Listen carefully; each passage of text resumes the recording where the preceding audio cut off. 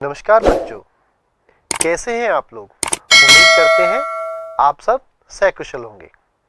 बच्चों, आज हम एनसीईआरटी की कक्षा 6 की सामाजिक विज्ञान की पाठ्य पुस्तक हमारे अतीत भाग 1 के अध्याय 6 नए प्रश्न नए विचार के विषय में चर्चा करेंगे। बुद्ध की कहानी। बच्चों, बुद्ध का जन्म लगभग 2500 वर्ष पूर्व हुआ था। ये बौद्ध धर्म के संस्थापक थे। इनका नाम सिद्धार्थ था। इन्हें गौतम के नाम से भी जाना जाता है। बुद्ध क्षत्रिय थे तथा शाक्य नामक एक छोटे से गण से संबंधित थे। युवावस्था में ही ज्ञान की खोज में उन्होंने घर के सुखों को छोड़ दिया। वे अनेक वर्षों तक भ्रमण करते रहे तथा अन्य विचारकों से मिलकर चर्चा करते रहे। अंततः ज्ञान प्राप्ति के लिए उन्होंने स्वयं ही रास्ता ढूंढने का निश्चय किया। बुद्ध ने बौद्ध गया, जो बिहार में स्थित है, में एक पीपल के नीचे कई दिनों तक तपस्या की और उन्हें ज्ञान प्राप्त हुआ। इसके बाद से वे बुद्ध के रूप में जाने गए। बुद्ध गया से वाराणसी के निकट स्थित सारनाथ गए, जहां उन्होंने पहली बार उपदेश दिया। कुशीनारा में मृत्यु से पहले का शेष जीवन उन्होंने पैदल यात्रा करने और लोगों को शिक्षा देने में व्यतीत किया। बुद्ध की शिक्षा। यह जीवन कष्टों और दुखों से भरा हुआ है और ऐसा हमारी इच्छा और लालसाओं, जो हमेशा पूरी नहीं हो सकती, के कारण होता है। हम जो चाहते हैं वह प्राप्त कर लेने के बाद भी संतुष्ट नहीं होते हैं एवं और अधिक वस्तुओं को पाने की इच्छा करने लगते हैं। बुद्ध ने इसे लिप्सा को तृष्णा कहा है। बुद्ध ने शिक्षा दी कि आत्म संयम अपनाकर हम लालसा से मुक्ति पा सकते हैं। बुद्ध ने लोगों को दयालु होने तथा मनुष्यों के साथ साथ जानवरों के जीवन का भी आदर करने की शिक्षा दी। बुद्ध मानते थे कि हमारे कर्मों के परिणाम, चाहे वे अच्छे हों या बुरे, हमारे वर्तमान जीवन के साथ साथ बाद के जीवन को भी प्रभावित करते हैं। बुद्ध ने अपनी शिक्षा प्राकृत भाषा में दी। इससे सामान्य लोग भी उनके संदेश को समझ सके। बुद्ध ने कहा कि लोग किसी शिक्षा को अपने विवेक से मापें और फिर उस शिक्षा को स्वीकार करें। बुद्ध ने किसा गौतमी नामक एक स्त्री को शिक्षा इसी प्रकार दी थी। आइए जानते हैं किसा गौतमी की कहानी। यह बुद्ध के विषय में एक प्रसिद्ध कहानी है। एक समय की बात है, किसा गौतमी नामक एक स्त्री का पुत्र मर गया। इस बात से वह इतनी दुखी हुई कि वह अपने बच्चे को गोद में लिए नगर की सड़कों पर घूम घूम कर लोगों से प्रार्थना करने लगी कि कोई उसके पुत्र को जीवित कर दे। एक भला व्यक्ति उसे बुद्ध के पास ले गया। बुद्ध ने कहा, मुझे एक मुट्ठी सरसों के बीज लाकर दो, मैं तुम्हारे पुत्र को जीवित कर दूंगा। किसा गौतमी बहुत प्रसन्न हुई, पर जैसे ही वह बीज लाने के लिए जाने लगी, तभी बुद्ध ने उसे रोका और कहा, ये बीज एक ऐसे घर से मांग कर लाओ जहां किसी की मृत्यु ना हुई हो। किसा गौतमी एक दरवाजे से दूसरे दरवाजे गई, लेकिन वह जहां भी गई उसने पाया कि हर घर में किसी न किसी के पिता, माता, बहन, भाई, पति, पत्नी, बच्चे, चाचा, चाची, दादा या दादी की मृत्यु हुई थी।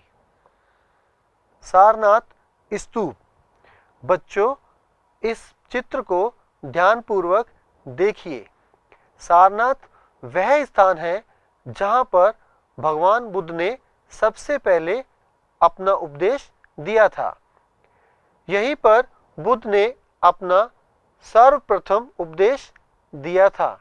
इसी घटना की स्मृति में यहाँ स्तूप का निर्माण किया गया। उपनिषद। आइए बच्चों जानते हैं उपनिषद क्या है। उपनिषद का शाब्दिक अर्थ है गुरु के समीप बैठना।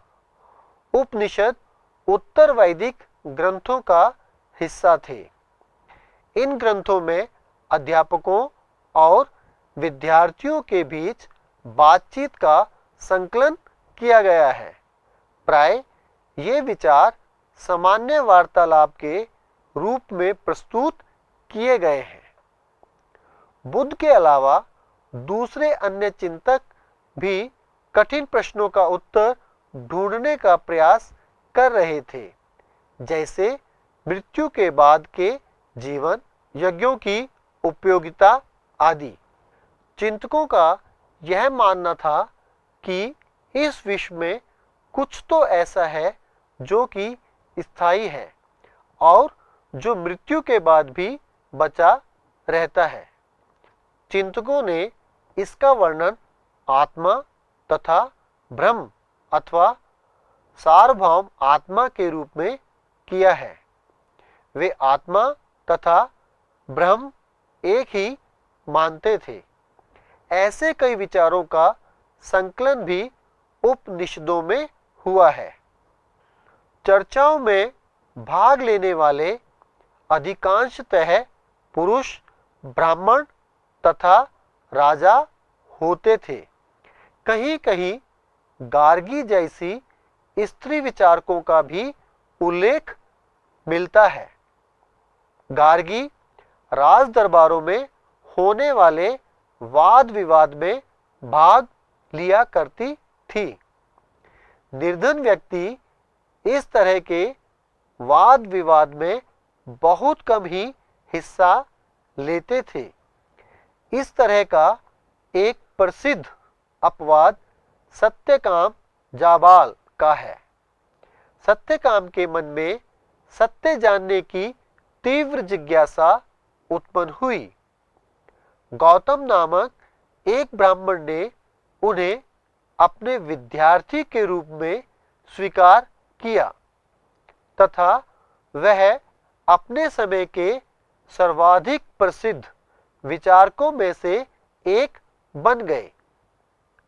उपनिषदों के कई विचारों का विकास बाद में प्रसिद्ध विचारक शंकराचार्य के द्वारा किया गया। भारतीय दर्शन की 6 पद्धति। छठ दर्शन। भारत द्वारा सत्य की बौद्धिक खोज का प्रतिनिधित्व दर्शन की 6 शाखाओं ने किया।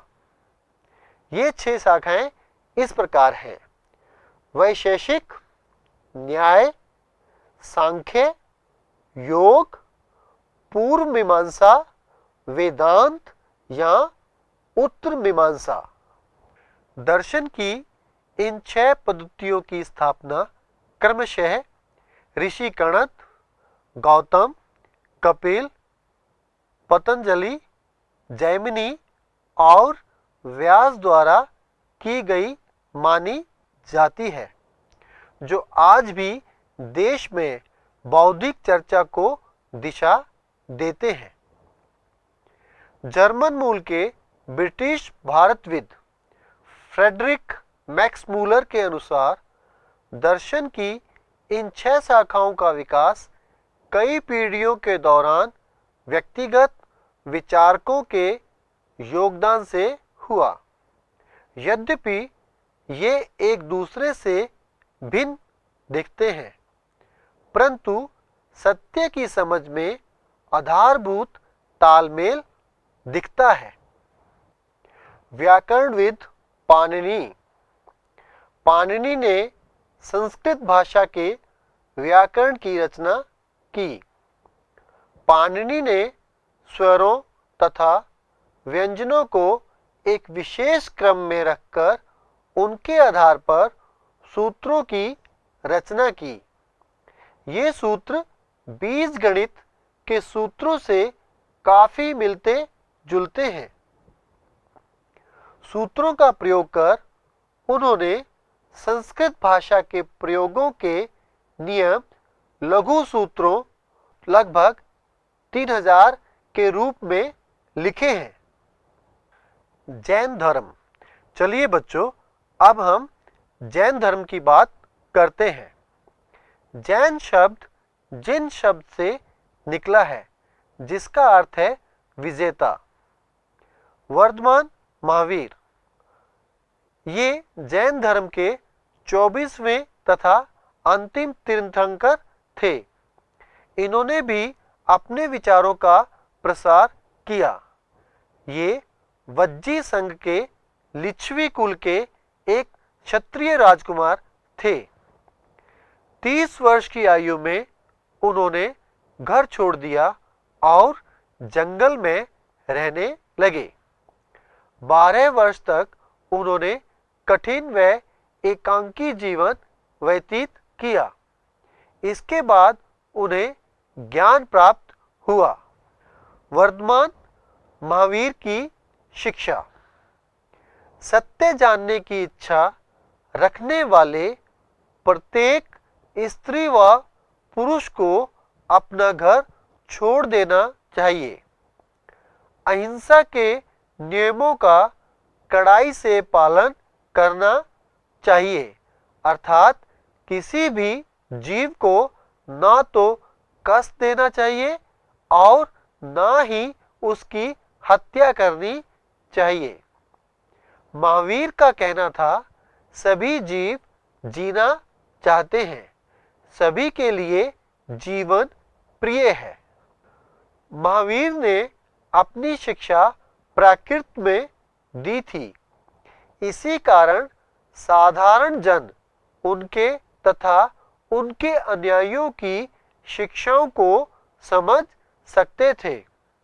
देश के अलग अलग हिस्सों में प्राकृत के अलग अलग रूप प्रचलित थे। जैसे मगध में बोली जाने वाली प्राकृत मागधी कहलाती थी। महावीर के अनुयायियों को भोजन के लिए भिक्षा मांग कर सादा जीवन बिताना होता था। उन्हें पूरी तरह से ईमानदार होना पड़ता था तथा चोरी न करने की उन्हें सख्त हिदायत दी जाती थी। अनुयायियों को ब्रह्मचर्य का पालन करना होता था। पुरुषों को वस्त्रों सहित सब कुछ त्यागना पड़ता था। अधिकांश व्यक्तियों के लिए ऐसे कड़े नियमों का पालन करना बहुत कठिन था। फिर भी हजारों व्यक्तियों ने इस नई जीवन शैली को जानने और सीखने के लिए अपने घरों को छोड़ दिया था। कई अपने घरों पर ही रहे और भिक्षु भिक्षुणी बने लोगों को भोजन प्रदान कर उनकी सहायता कर रहे थे। मुख्यतः व्यापारियों ने जैन धर्म का समर्थन किया। किसानों के लिए इन नियमों का पालन अत्यंत कठिन था, क्योंकि फसल की रक्षा के लिए उन्हें कीड़े मकोड़ों को मारना पड़ता था। जैन धर्म उत्तर भारत के कई हिस्सों के साथ साथ गुजरात, तमिलनाडु और कर्नाटक में भी फैल गया। कई शताब्दियों तक शिक्षाएं मौखिक रूप में ही रही। वर्तमान रूप में उपलब्ध जैन धर्म की शिक्षाएं लगभग 1500 वर्ष पूर्व गुजरात में वल्लभी नामक स्थान पर लिखी गई थी। संघ। बच्चों, अब हम संघ की बात करते हैं। संघ क्यों बनाए गए और इनकी महत्वता क्यों थी। सच्चे ज्ञान की प्राप्ति के लिए जो लोग घर का त्याग करते थे उनके लिए एक संगठन बनाया गया, जहां घर का त्याग करने वाले लोग एक साथ रह सके। उसे संघ कहा जाता था। संघ में रहने वाले बौद्ध भिक्षुओं के लिए बनाए गए नियम विनय पिटक नामक ग्रंथ में मिलते हैं। संघ में पुरुषों और स्त्रियों के रहने की अलग अलग व्यवस्था थी। सभी व्यक्ति संघ में प्रवेश ले सकते थे। संघ में प्रवेश के लिए बच्चों को अपने माता पिता से, दासों को अपने स्वामी से, राजा के यहाँ काम करने वाले लोगों को राजा से तथा कर्जदारों को अपने देनदारों से अनुमति लेनी होती थी। एक स्त्री को इसके लिए अपने पति से अनुमति लेनी होती थी। संघ में प्रवेश लेने वाले स्त्री पुरुष बहुत सादा जीवन जीते थे। वे अपना अधिकांश समय ध्यान करने में बिताते थे। दिन के एक निश्चित समय पर वे शहरों तथा गांवों में जाकर भिक्षा मांगते थे। इसी कारण उन्हें भिक्षु तथा भिक्षुणी, साधु भिखारी के लिए प्राकृत शब्द कहा गया।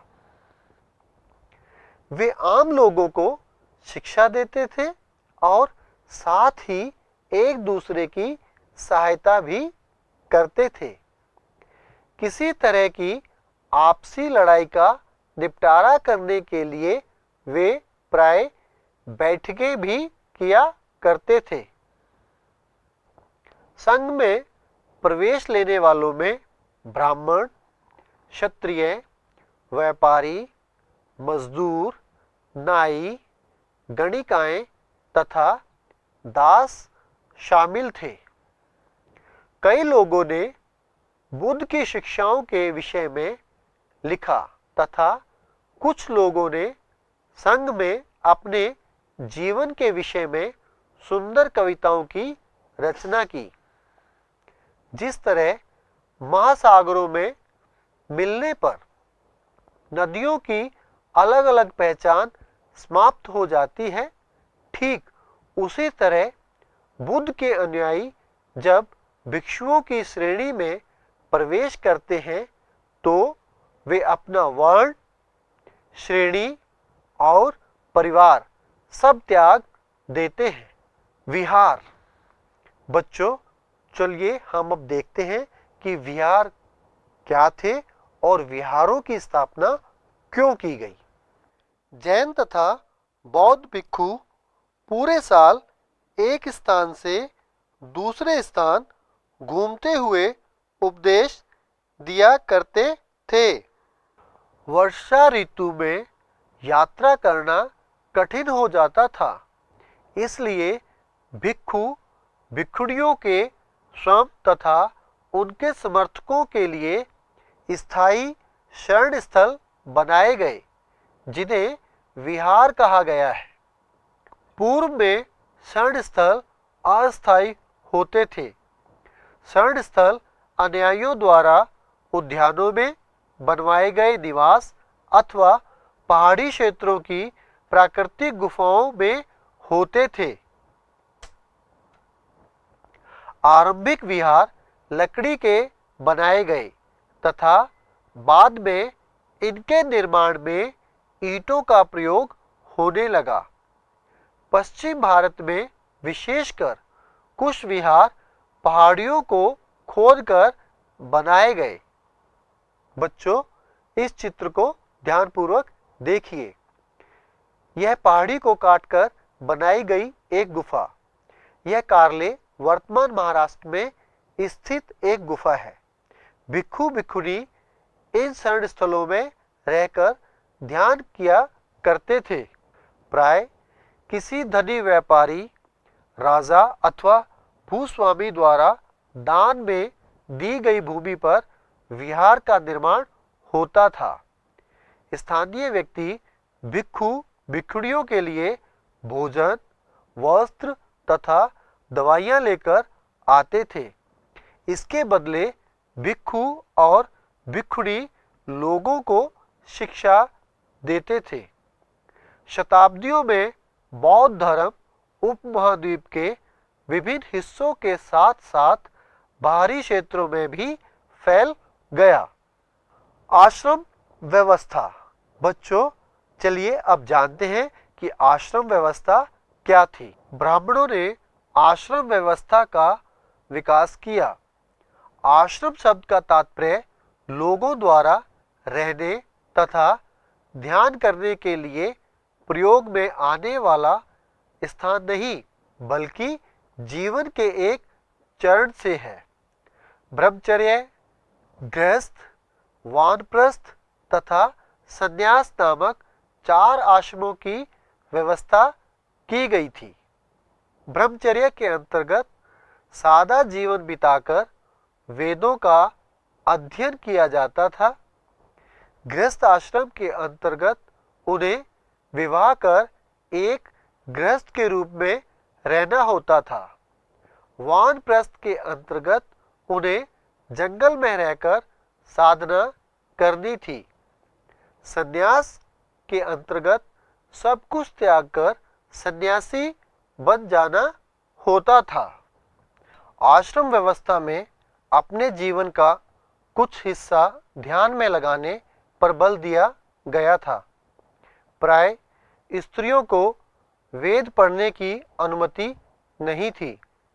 स्त्रियों को अपने पतियों द्वारा पालन किए जाने वाले आश्रमों का ही अनुसरण करना होता था।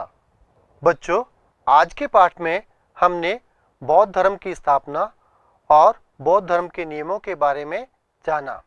इसके साथ हमने उपनिषदों के बारे में भी जाना।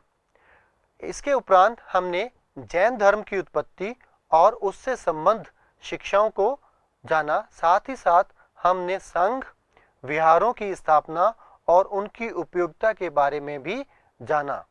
इस अध्याय में हमने यह भी जाना कि भिक्षु और भिक्षुणियां अपने धर्म का प्रचार और प्रसार कैसे करते थे और किस प्रकार का जीवन व्यतीत करते थे।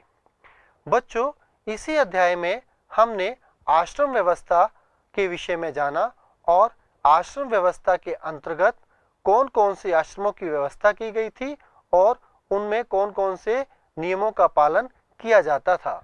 चलिए बच्चों, अब हम इस विषय से संबंधित गृह कार्य पर चर्चा करते हैं।